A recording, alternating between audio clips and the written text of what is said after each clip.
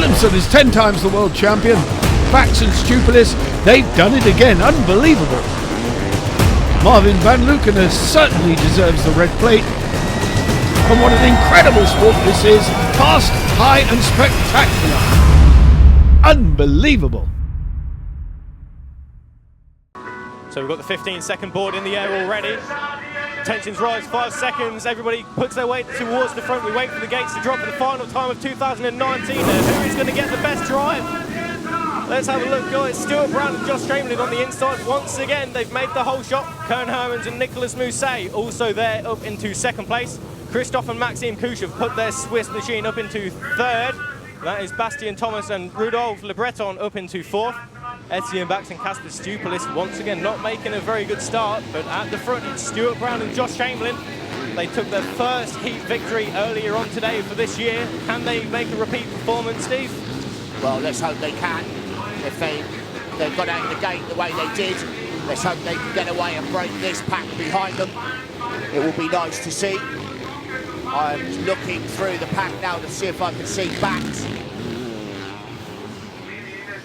Bax maybe down is sort of 7, 8. There he goes through. Yes, he's just going up the inside of Bastien Thomas and Rudolf Le Breton. You can see Le Breton take a long look over his right shoulder as they navigate the left-hander for the first time. So up towards the far right-hand hairpin before the run down. They go down a jump and then into the right-hander before going down again. And once more, as you can see, Etienne Bax and Casper Stupilis. Now already they've got a fair amount of clear track ahead of them. You can see the amount of dust already being kicked up. There is Kern Hermans and Nicolas Mousset. They'll be looking to try and make the break ahead of the Swiss pairing to catch up to the earlier race winners of Stuart Brown and Josh Chamberlain. And it looks as though Jake didn't have a very good start either. So there you see the Couch cousins, the Swiss pairing. Behind them is Bax then goes through Thomas, then Deakins, then Brown Jr. Compolati goes through, Barrett goes through. So Stuart Brown Sr., then Hermans, then Couch, then Bax. That is your 4. You can see Maxime just take a look over his right shoulder as they come around the left-hander. He will get a face full of number 82 as they are all over the rear wheel at the end of lap 1. They've just got one more ski jump and then back across the line onto lap 2. Etienne Bax and Casper Stupilis, they're going to try and go around the outside to get the drive and square the corner off. You can see how close he was to the apex as he's knocking down the barriers. As he made the move, it looks as though he has. So Etienne Bax and Casper Stupilis up into third place. They'll be looking to tag on to the back of Kern Hermans and Nicolas Mousset. Now this could get interesting between Bax and Hermans. We'll see if the youngster Hermans can keep the new world champions at bay. So there they are, 2019 world champions. We heard earlier that Etienne, despite winning the championship, he is still going all out for this race. He wants the 25 points. He wants to go for the win. Yeah, these say, you know yourself, these races are races. They're here to ride. They're here to race. There's nothing better than finishing on top of the podium.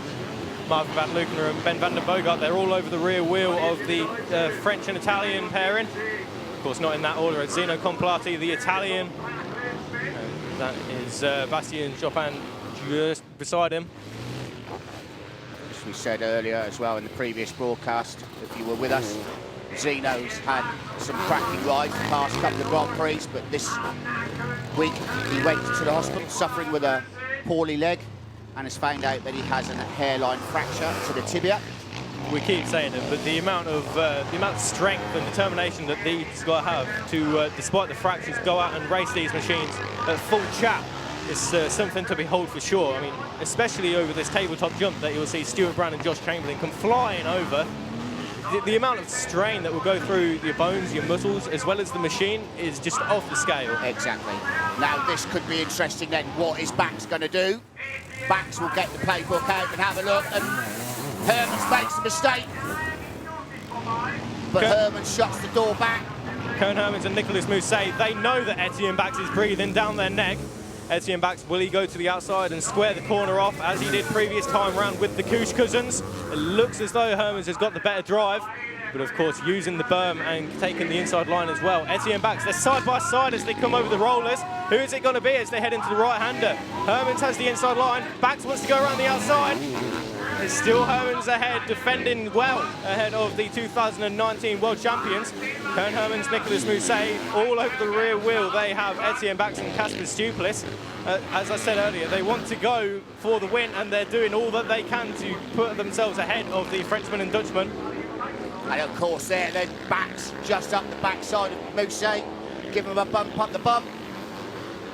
And it goes wide, Hermans goes wide, but goes for the dirt. As you can see, the inside line is rather slippery. The blue groove is really starting to show. Bax might be able to get the power on.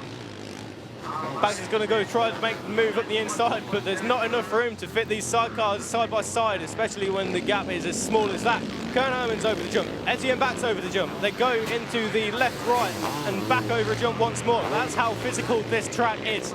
That's how demanding that this track is.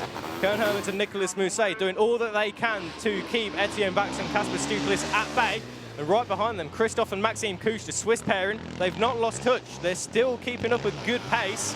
And of course, with these two fighting tooth and nail together, it is allowing Stuart and Josh to get away in front. The gap was 6 seconds as they came across the line last time around. And Jake Millard's come into play also with the Kooch boys. So Jake Brown, Joe Millard all over the rear wheel of Christophe and Maxime Koosh. It's Switzerland versus England. There's Kern Hermans and Etienne Bax. There's nothing separating these two as they come around the final part of the circuit. Again, Hermans makes the mistake. Of course, going to the outside, that gives Hermans the better drive down into the bowl and also the inside line, which is vital, especially as you've got to get the good drive and open up the throttle as early as you can. Etienne Bax and Casper Stupelis, they've got the inside line. They're side by side once more. It still looks as though Kern Hermans and Nicolas Mousset are still in front as they come over the rollers once more. Yeah, Hermans has learned the little trick from Bax. Bax has been trying to come through the inside, so Hermans shut the door. Etienne Bax has better drive. Etienne Bax got the better drive, but he had nowhere to go as Kern Hermans was all over the front of him. But they're side by side once more. This is unbelievable stuff. Etienne Bax and Casper Stupelis trying to find their way around the outside of Kern Hermans and Nicolas Mousset. They're trying to get the drive and use the berm once more. They'll cut to the inside. Kern Hermans goes wide. Etienne Bax up the inside. I think he's got it this time. Yeah. He's took the line away from the Dutch and Frenchman. So at the moment, Etienne Bax now promotes himself. He's made a mistake. He's made a mistake. Kern Hermans, Nicolas Mousset trying to make advantage of the mistake that Etienne Bax just did. But I don't think he's going to do that just now. So, Etienne Bax, we heard him say he wants to go with the leaders. They are now about 8 seconds up the road. He has clear track. He wants to go. He wants to take the final 25 points on offer for this season. So, Etienne Bax then has taken the place of Koen Hermans. Then you have the Kooch cousins and Brown Millard. Again, Jake Brown and Joe Millard had a fantastic end of the season. They would like to finish off with another good score here. So as we wait for them to come back into view then, there's Bax, there's Hermans. Next up we'll see the Kooch cousins. There's the Kooch cousins, as you say, Jake Brown and Joe Millard. I'll get it the right way around in the end. Jake Brown and Joe Millard, they've had some good form in the previous rounds. They're looking to put themselves ahead of Christophe and Maxime Koosh. Over the line, it was 10 seconds between Stuart Brown and Etienne Bax. Kern Hermans and Nicolas Mousset still ahead of the Kooch cousins. Jake Brown, Joe Millard, but Arnie Deakins is coming. Arnie Deakins is made up ground. He is trying to make up as much time as possible to put himself onto the rear of Jake Brown and Joe Millard. And of course, just behind them is Van Luckenen as well. So this will become a very large freight train shortly. Jake goes out of shot. Deakins just comes into shot. One man who has lost a fair bit of ground that time around was Bastien Thomas and Rudolph Le Breton. They lost 2 places that time around. Compilati and Chopin up inside the top 10 ahead of Van Verven and Finnish passenger Larry Kunas. Jake Brown and Joe Miller doing all they can to try and find a way past the Cousins. What's going on here? Herman's got a problem. Kern Hermans and Nicholas Mousset, they were running third, but now they're down into 4th, 5th, 6th. Sidecar wheel. Oh, you can see it flaying about there as they come over the jump. So, no, that's it, the race over. Race over for Kern Hermans and Nicholas Mousset. By the time they get that back to the paddock, or back to the pits to change that, this could be... You can see it getting progressively worse. Yeah. Now, Arnie Deakins and Robbie Bax. As long as they don't lose it. So will they pull off into this little chicane here? Let's wait and see. No, they They don't. will just keep going. Because again, they're holding everybody up behind them. It's fair game. It's It's fair game. They're not allowed riders, so to all intents and purposes, that is their position. Exactly. They can defend it as hard as they want. So, what kind of issue would that be? Would that just be a loose nut, a wheel bearing, something along those lines? Yeah, whether the wheel nut has come undone. The wheel nut on the inside of the sidecar is left-hand thread. So it's an opposite thread to a normal one, and sometimes they do come undone if they're not checked correctly. Let's see. It looks as though to me then the nut has come off on the inside. Let's see what kind of adjustments. Yeah. So if they They're putting a new wheel on. so bearings have broke up then. So then that has given Millard and Brown a bit of breathing space. Arnie Deakins and Robbie Bax, they are just ahead of Marvin van Lukener and Ben van den Bogart. They're not quite where they'd want to be. They were 6th coming across the line, but as you can see on the screen, they're there right on the rear wheel of Arnie Deakins and Robbie Bax. And as you can see, it takes a long time to put these sidecar wheels on. You just hear the machine there ticking over as it's on its side, trying to change this sidecar wheel to put themselves back out into the race. So that is just unfortunate. These things happen with these machines. They are highly tuned engines, frames, wheels, mechanical. Things can happen. So we watch Marvin van Luken as they go go back out. So Varric and Dard is in 8th, Van Verven and Kunas in 9th. I'm looking out for Julian and Sam Veldman, trying to see whereabouts they are. So, because, of course, the 16-year-old passenger, he was injured ever so slightly in race 1, and there you can see on the screen going past in 12th place. So there is Arnie Deakins and Robbie Bax. Just behind them is Marvin van Lukener and Ben van den Bogart. Now I'm just looking, will that change the positions between Hermans and Deakins? I'm not the best of man. I will keep my eye out. We had a yellow flag just at that chicane there, and just over in the distance, as you can see on the screen there. Jake Brown and Joe Miller jumping into our shop. Arnie Deakins and Robbie Bax up next. Number 1, Marvin van Lukener, Ben van den Bogart. They're chasing hard on the back of Arnie Deakins. They're trying to make up as much ground as possible. So we're already across the line. Stuart Brown, Josh Chamberlain, Etienne Bax, Casper Stuplis, 15 3/4 seconds behind. Christophe Maxime Couche 3rd, Brown Millard 4th, Arnie Deakins and Robbie Bax 5th. And as you can see, right behind them, Marvin van Lukener and Ben van den Bogart. It looks as though they've got more pace in some parts of the circuit, but towards the final part, it is Arnie Deakins who's got the better lines and the better feel for the track, I would say, as he can pull out a slight advantage over the number 1 plate holder. And it all depends how long Robbie can sustain. He's still carrying a slight injury to his right shoulder. Plunging down into the trees once more. Arnie Deakins, Robbie Bax taking a long look over his shoulder. Marvin van Lukener, Ben van den Bogart are all over the rear wheel. Robbie Bax will be, would you say, will be communicating with Arnie, saying, come on, pull out your finger, we need to go? They do communicate, but you normally just tend to leave your driver to get on with it unless he makes a mistake or you're not happy with something. We see earlier with Kurt Varric and Loris Diders, yeah, for sure. He made his feelings very well known. Yes, exactly. Yeah.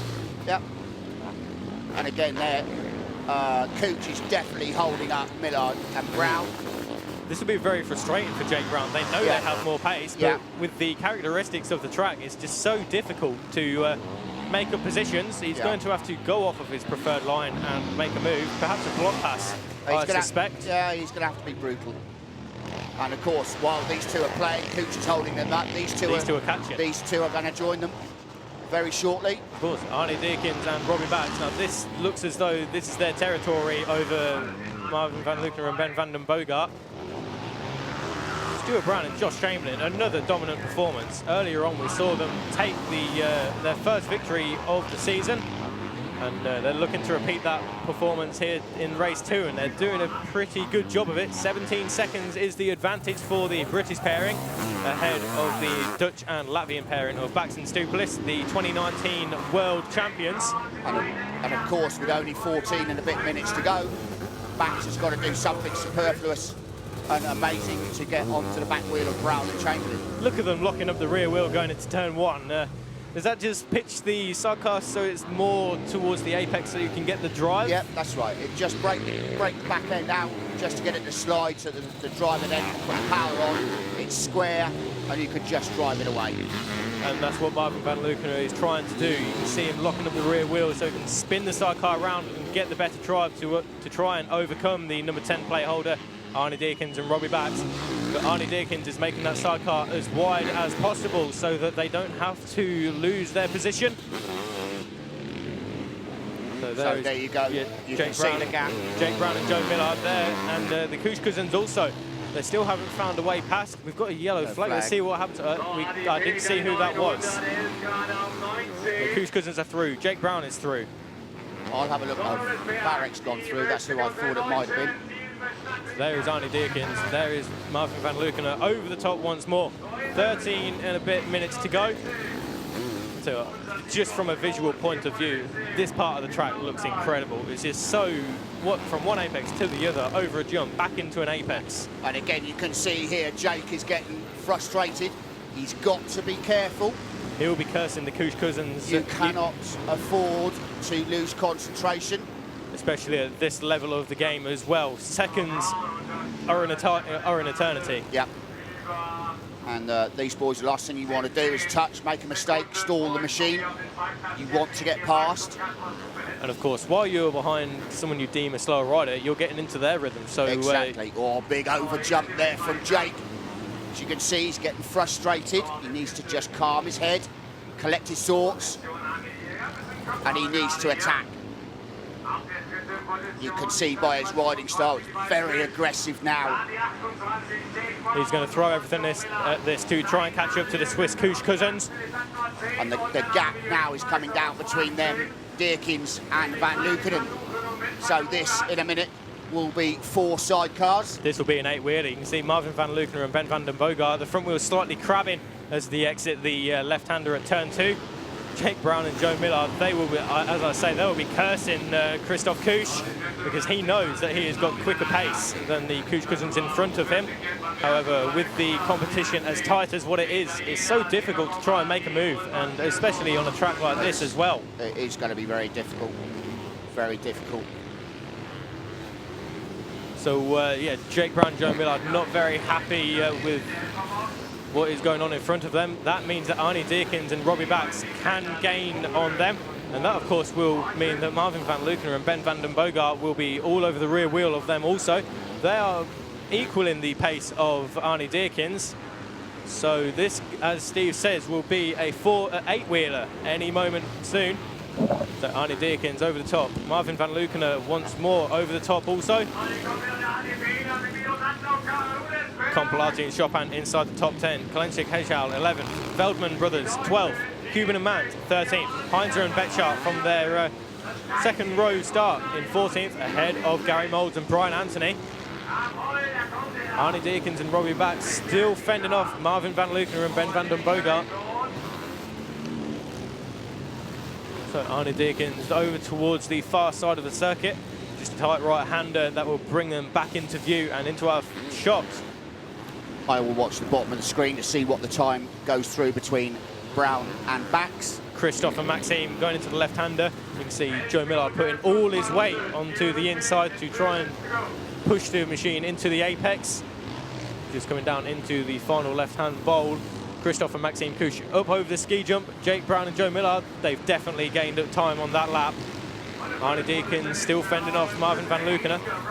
Again, you can see the rear wheel locking up on Jake Brown to try and get that machine turned. So good racing for the top 3 to get the final podium position and the 20 points. And I tell you, lap by lap, that gap is closing between 3rd, 4th, 5th and 6th. This Jake really needs to make a move soon. Otherwise, he's going to get left now this time. Round the inside, perhaps. Or he's going to try to square the corner off and go to the outside. That means he'll carry more corner speed as they go towards the top. He's moved to the inside. He's going to push him wide and snatch the line off of Christoph and Maxime Kusch. Jake Brown, Joe Millard up into 3rd place. Christoph and Maxime Kusch 4th. And look who's there. It's Arnie Deakins and Marvin van Lukener.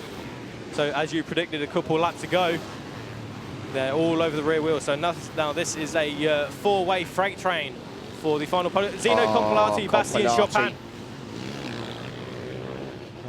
Not sure how that's happened, but that's a very unfortunate way to end the season, or end the race at least, for Zino and Bastien. And it looks as though it's down in that nasty little bowl just off the start, but we'll have a look in a minute. As you can see now, Kusch then coming under pressure. And already look at the advantage that Jake Brown's gained. He's had half a lap, and he's already multiple seconds in front. Arnie Deakins making his way past Christoph and Maxime Kusch. Yeah. That was relatively easy for them to get by. I think Kusch now has just come to the end of his tether. Again, not jumping that big jump. So that's unfortunate for the Italian and French pairing. Thankfully, the pair are okay. That's not the way they wanted to end their season. That's not the way they wanted to end it either. So yeah, especially after the form they showed back in Belgium when they got their first podium, especially for an Italian as well. Exactly. So not a good way to end the 2019 season. They will go home, regroup, and come back even stronger, I'm sure, for next year. And just looking at that gap then across the bottom of the screen, Brown, Chamberlain and Max is out to almost 17 seconds. So that is a phenomenal ride. And we could have 2 Browns on the podium, which would be interesting. Marvin van Lukener I don't think he landed that jump quite as he wanted to. You can see the machine just kind of jogged to the left before he moved to the right-hand side for the apex. But Arnie Deakins and Robbie Bax just in front of him. Oh, we've got the number 20 Bastien machine. Thomas. That's Thomas. So Bastien Thomas and Rudolf Le Breton. Can't quite see who that is on the ground. I don't know. That was the passenger. That was Rudolf. So lots of mistakes and lots of crashes as well in this race. It's been a hot day. It's been a long weekend. It's been a long season, and unfortunately, slip of concentration. That's all it takes. That's all it takes, especially as I keep saying at this level of the game, when you're fighting the best sidecar cross riders in the world. Seconds are an eternity. Concentration is everything. And you just have to go out and give it all 110%. So there you see Jake Brown just through the shot. Arnie Deakins then coming up to a back marker. Again, just right in the wrong place. Slightly hold him up, which will allow Jake to get away. Marvin van Lukener, that was a bit squirrely there from Marvin van Lukener. He got that hooked up all wrong, but he managed to recover. He may have lost a little bit of time. However, he is regrouped and he will try again and catch up to Jake Brown as well as Arnie Deakins also. So there's Deakins backs. There is Van Luken and Bogart. Bogart 4 times world champion. Marvin 1-time world champion. They ride together again next year. I believe the same machinery. But we will wait and see. So we have a Brown in first, a Brown in third. I will try and work out the points and see what happens. Arnie Deakins and Robbie Bax still in fourth, fending off Marvin van Lukener and Ben van den Bogart. Kusch Cousins down in 6th place. They've lost a bit of time. They are 6 seconds ahead of the Estonian and Latvian of Kurt Barak and Loris Dieders. As you say, Brown and Millard, or as you say, yeah, Brown in first, Brown in third. They'll be happy to come away with a double podium for the Brown family. And of course, Deakins didn't score points in the first race. So there's a possibility that we could get Jake on the podium as well. As we go back to the lonely leader, the Macclesfield carpenter and the Wokingham tree surgeon, Josh Chamberlain, resplendent in their wolf gear, Arai helmets on the Cradley Kawasaki-backed machine, Pro Seal machine. They'll be loving this, the final 5 minutes plus the 2 laps. They'll be loving it. They'll take the confidence from race 1, and they've definitely used that to their advantage for the second race, as is evident with a 20-second lead as they come around the final part of the circuit. That looks like Norman Brown holding up the pit board. So as we mentioned earlier, the Brown dynasty going very well throughout the years and the decades. Oh no, Stuart's looking down. What was Stuart looking at? He again looks down. Let's hope it's not too serious. We'll keep an eye on that one. He is 20 seconds in hand. Just trying to think what's on the inside. It can't be a steering damper, because by now we'd have seen him pull out. It's more down by his feet, so it's either a gear shift. It's either the gear shift. On the inside would be the gear shift. From an AMS engine would be the gear shift. And there is Bax and Stupilis. 20 seconds is the gap between them and Brown in front. If there is an issue for Stuart Brown, he'll, of course, he won't pull in, not with the advantage and the position that he is in now. He will ride around fairly relaxed, so to speak, and to try and limit the damage that the... Again, if it's a gear shift that it's not going in and out of gear, it's stuck in a reasonable gear, around here should be okay. Should be. Should be, in theory. Let's hope so. Let's hope it wasn't. May have been a stone or a clump of mud or something up underneath the gear shift, so he hasn't been able to change up or down. But we will wait and see. Only time will tell. Etienne Bax and Casper Stupilis up over the top again, going towards the halfway point of the racetrack. Yeah, as we say, 20 seconds is the gap between Brown and Chamberlain. Jake Brown, Joe Millard, 34 seconds behind again. Arnie Deakins, Robbie Bax, still fending off Marvin van Lukener and Ben van den Bogart. Inside the top 10 now is Heinzer and Betschart. It looks as though the gap is closing between Brown and van Lukener. We'll have to wait and see. They're going to encounter a slower pairing. I think that's going out slightly between Jake and Deakins and van Lukener. So hopefully we can go back to the leader and I can get a good look. Jake made a mistake there. It looks as though they're going to encounter the Hrop pairing, the Czech pairing on number 21. You'll see them come into view over the tabletop jump. And indeed, it is the Hrop pairing. Just behind them is Jake Brown and Joe Millard. Big over jump again from Jake. Arnie Deakins and Robbie Bax still fending off Marvin van Lukener and Ben van den Bogart. Now you can see Marvin van Lukener, the machine kind of skewed to the left, so Ben would have to counteract that. How would he counteract that with his position on the bike? Just with his position on the bike, with his feet, with his foot or his feet, and also with his shoulders and hands. You just learn how the bike reacts, and you just react to it yourself. There we go. Van Lukener looks for the inside then this time. So can Van Lukener quick look across to see if he's clear? Well, that was a clean overtake there from Van Lukener and Ben van den Bogart to put themselves ahead of Arnie Deakins and Robbie Bax. So it just carries so much more speed coming out of the turn 2 and over the rollers especially. And that is putting him up into 4th place now, relegating Deakins and Robbie Bax down to 5th. Kush Cousins coming under pressure from Varick and Diders into the closing stages. The gap is about 4 seconds or so between those two. Is that Hrop just going slowly on the outside? Yeah, so just moving out of the way. Hrop doing a good job moving out of the way of the leading bikes. So just coming up to the 1 minute mark. Of course, we will have the 2 laps after this as well.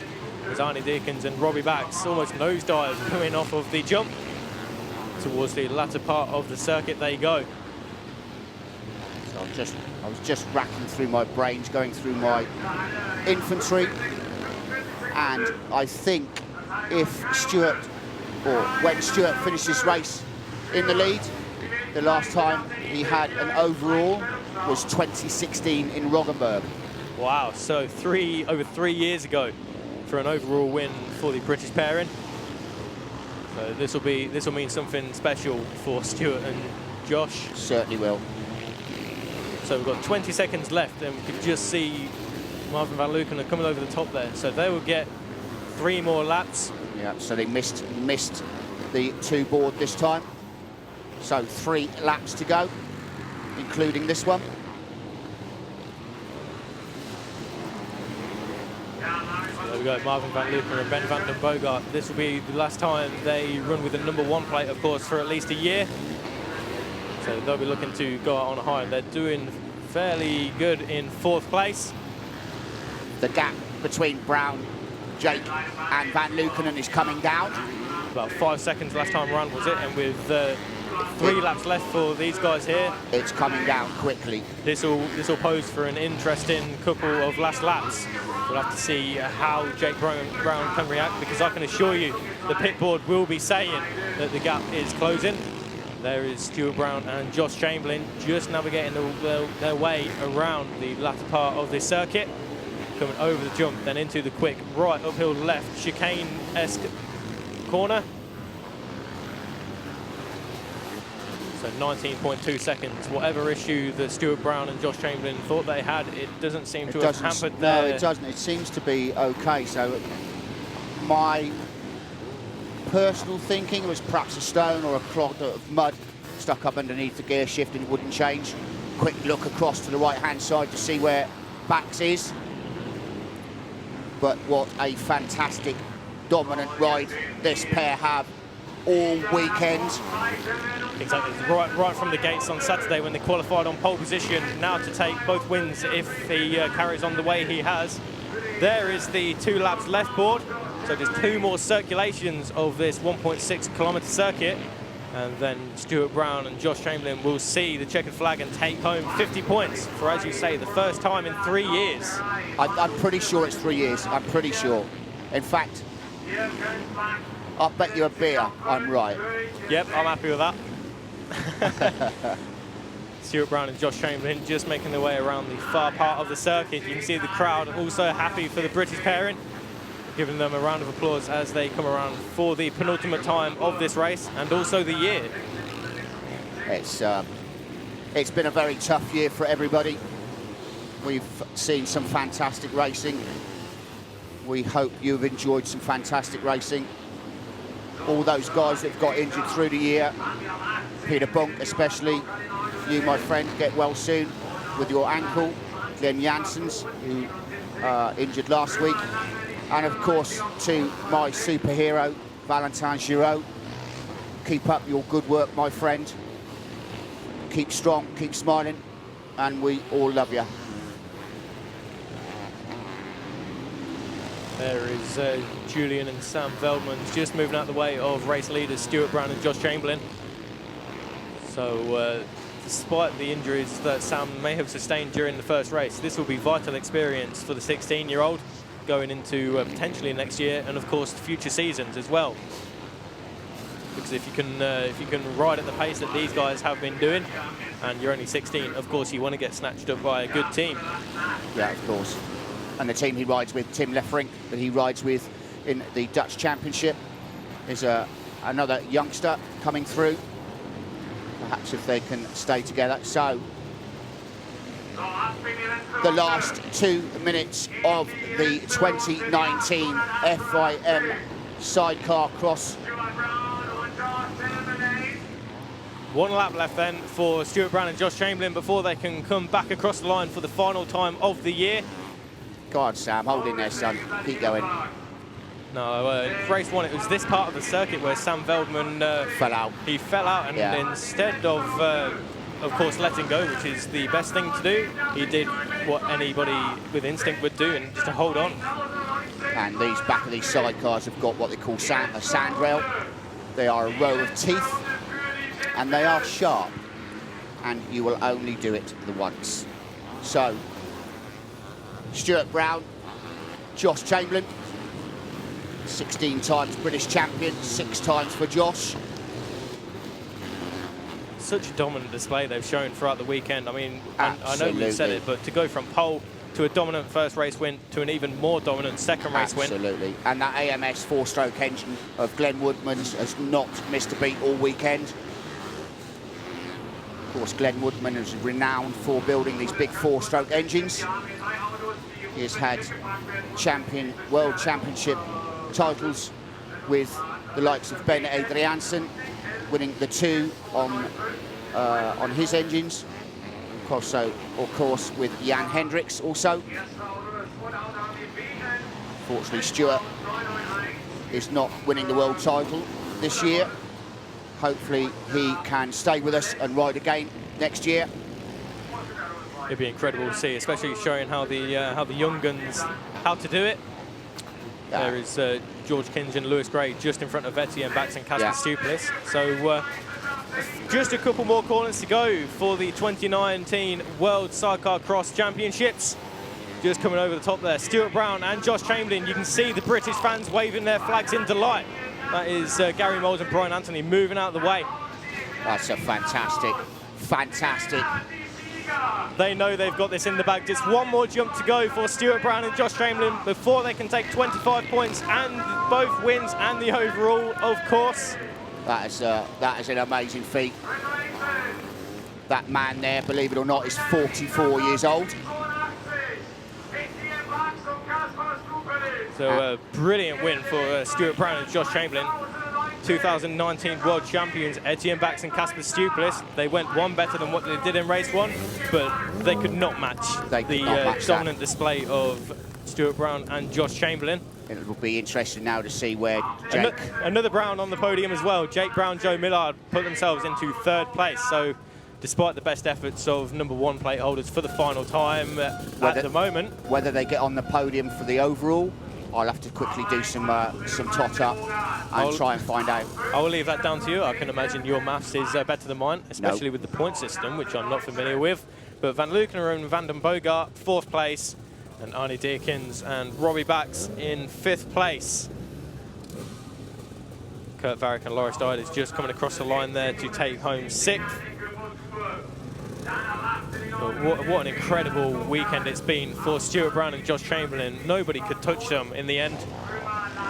There you can see him. Look how much he has to work. There's so much sweat. He'd have to rehydrate himself, especially under this 24 or so degree heat that we've got here in Germany. So there is Josh Chamberlain also just taking his helmet off, getting some air. Congratulated by Marvin Van Lukener there. Also Etienne Bax, Casper Stupilis coming home in 3rd place. That was Casper's just saying well done to Stuart Brown. So there we have it, your top 3 in Parc Fermé there. It was Stuart Brown, Josh Chamberlain taking the win by 20 or so seconds ahead of Etienne Bax and Casper Stupilis. There is Etienne there, thumbs up. So taking home a 3rd and a 2nd for the final time of this season. It's not perhaps what he wanted to come away with, but it could be a whole lot worse, I can assure you. There's Joe Millard. He, of course, was he said he was almost bored in the first race. I can imagine he was not bored in that race, as he was trying to find his way past the Couche cousins in the early stages. So yeah, a big bottle of water is what the doctor ordered as he rehydrates himself after that long half-an-hour race. There's Jake Brown. He'll be happy with a podium position also. So I hope you enjoyed that race. I sure did. I'm sure Steve did as well, as he tots up the points positions to see where that puts everybody. There's Gary Moulds and Brian Anthony just saw on the start line there. What did Marvin have in that one? Sorry? What did Marvin have in that one? 2nd? He came home in 3rd. No, 4th, because Jake Brown and Joe Millard was 3rd, of course. Yeah, 4th.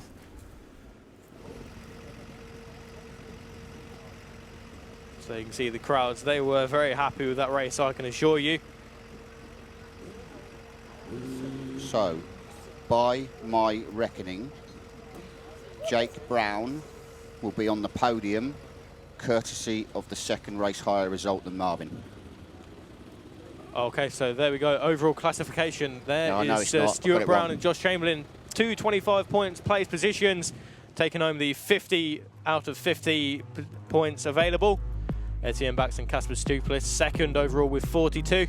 Marvin Van Lukener and Ben van der Bogart with 40. Jake Brown and Joe Millard there in fourth overall. Kurt Varick, Loris Diders at fifth. Gert van Verven in sixth. Kolenchek, H.L. at seventh.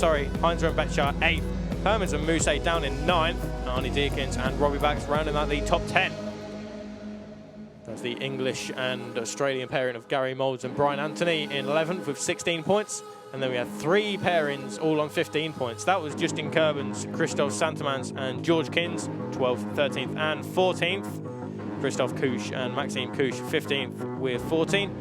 Zeno Compilati, after his DNF in the race 2, he's there in 16th.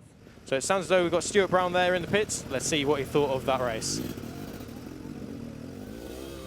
Stuart, congratulations. This has been an incredibly perfect weekend for you. Starting from yesterday, qualifying day, 2 race wins, hole shots. It's just amazing. How are you feeling? It's been a few years since you had 1-1 victory. Yeah, it's a long time now, but we felt the last few weeks have been going good and the speed's been good, but it just hasn't gone our way somehow. But today everything was perfect. 3 good starts in the quali race as well. So yeah, couldn't be any better. Also, you've moved up in overall standings. Are you happy about that? Oh yeah, really happy. We didn't expect that one bit really. We come here with just open-minded and try to finish really after the last few weeks we've had.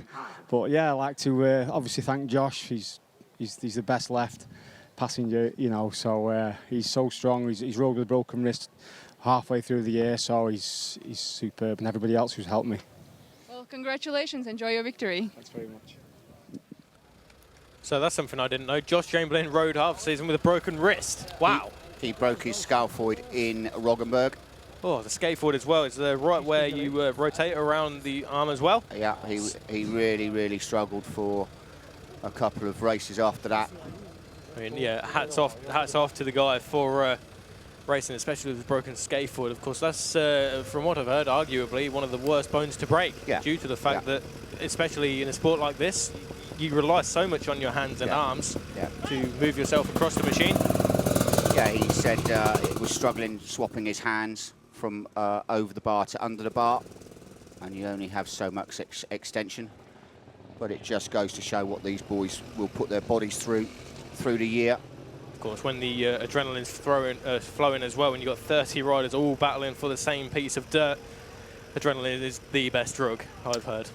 And you're, of course, can't wait for the piece of silverware, the champagne, and the accolades that go with titles. That makes it all worth it in the end.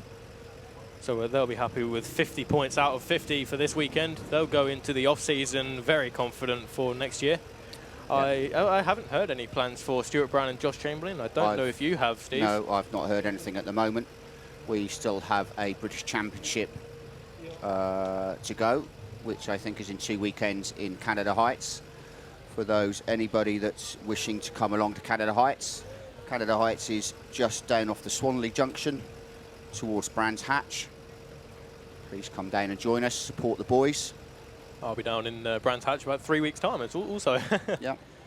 And then, of course, in 3 weeks' time, we have the big team race, which this year is in Schwedt in Germany, over on the Polish border, a big team race. Again, any people want to go and visit that, please go onto the website and find out all you need to know.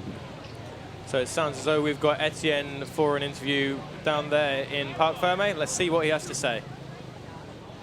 Etienne, congratulations. Second place overall. I know walking into the weekend you kind of wanted to do the 1-1 and finish the season in style, like you said. Are you happy with the results, and how do you feel finishing season 2019 like this? Yeah, I feel quite okay. Of course, we wanted to win here, of course, like every week. But you know, we had a hectic week so far. So with parties and everything. So yeah, it is not so easy, and we came a little bit less unprepared here than normally. So okay, it was our own fault, and we know what to do for next year. But you know, second overall is quite okay, and we are happy for sure when all the people are watching in my home city in Bergijk. They watch in the cafe, so hi to everybody. Well, congratulations. The whole year would revolve around this, of course. So when they're not racing, they'll be thinking about racing. Exactly, or prepping bikes, training, sorting sponsors, sourcing kit. It's a never-ending story. So I think what we are waiting here for is the overall positions for the title, for the championship. So me and Bradley will just give you 2 seconds to yourselves while I take a quick swig.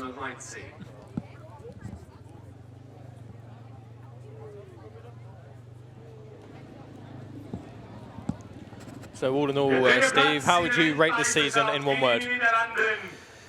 Amazing. Yep. Yeah, it's been an amazing year. So here are your bronze medalists. There is Nicolas Mousset in front, Kern Hermans just behind. Don't know if you'll be able to see, but yeah, Nicolas Mousset riding a bit wounded with his foot/ankle injury he sustained. Yeah, it was pretty poor this morning when I looked at it and taped him. So they will receive the bronze medal. All these boys receive medals.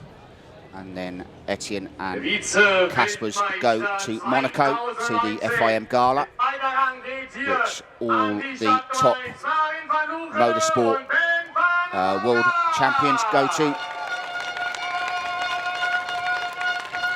Marvin van Luken and Ben van den Bogart, the 2019 runner-up position goes to them.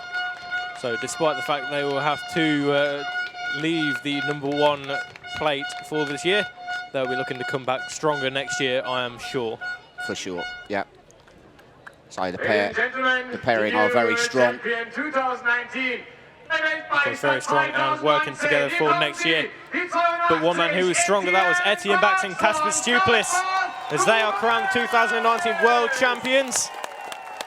And they will be delighted with that as well. I believe it's Etienne's 3rd title. I don't know what it is for Kasper's. I don't know if you know off the top of your head, Steve, but certainly multiple. I think it's 4.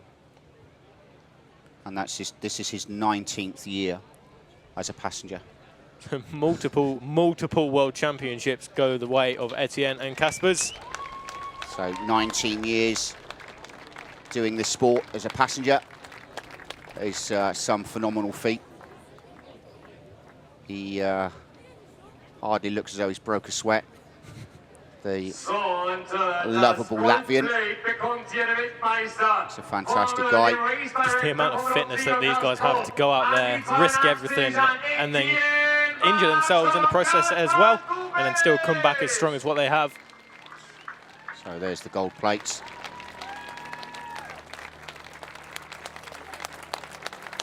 So I think there will be a few beers drunk this evening in the paddock. I would say a few is a bit of an understatement, to say the least. I will be joining them. That sounds like a good plan. So there are the bronze medals from one of the FIM delegates. I do apologise. I don't know the gentleman's name. There is the runner-up medal going to Marvin van Luken and Ben van den Bogart. So as I say, they runner-up this time around. They'll be looking to come back stronger for next year. They are working together next year and racing together. That is confirmed for the 2020 season.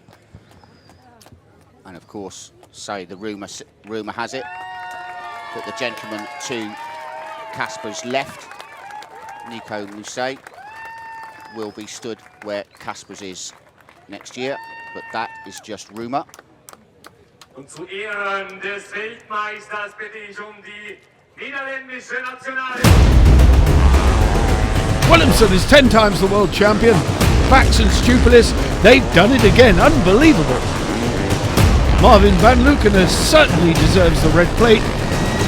And what an incredible sport this is. Fast, high and spectacular. Unbelievable.